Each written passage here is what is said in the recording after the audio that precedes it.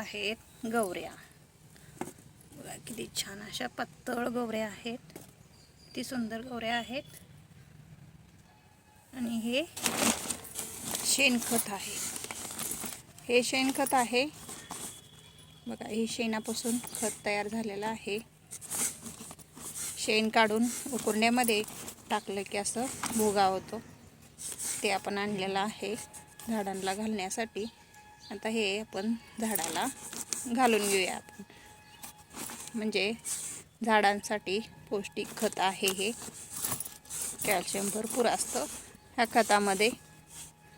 झाडं छान ग्रोथ करतात, हिरवेगार मस्त छान होतात झाडं. त्याच्यामुळे आपल्याला हे खत द्यायचं आहे झाडांसाठी.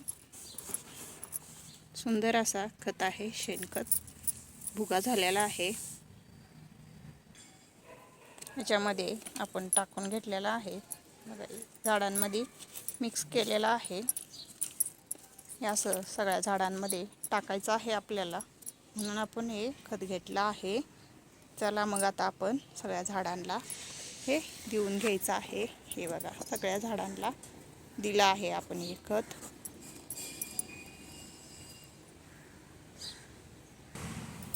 असं आपण टोपलीत घेऊन झाडांना घालायचं थोडं थोडंसं असं,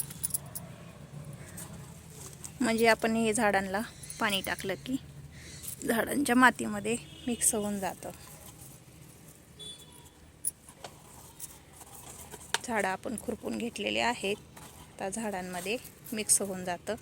तर आपण याच्यामध्ये घालणार आहे.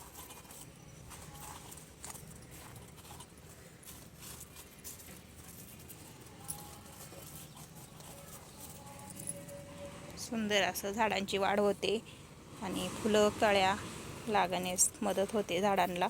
त्याच्यामुळे हे असे वरचेवर खत दिलं की झाडांसाठी चांगलं असतं. त्याच्यामुळे आता हे सगळ्या झाडांना आपल्याला हे घालायचं आहे.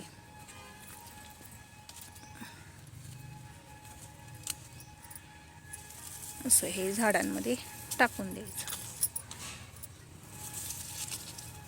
शेणखत आहे.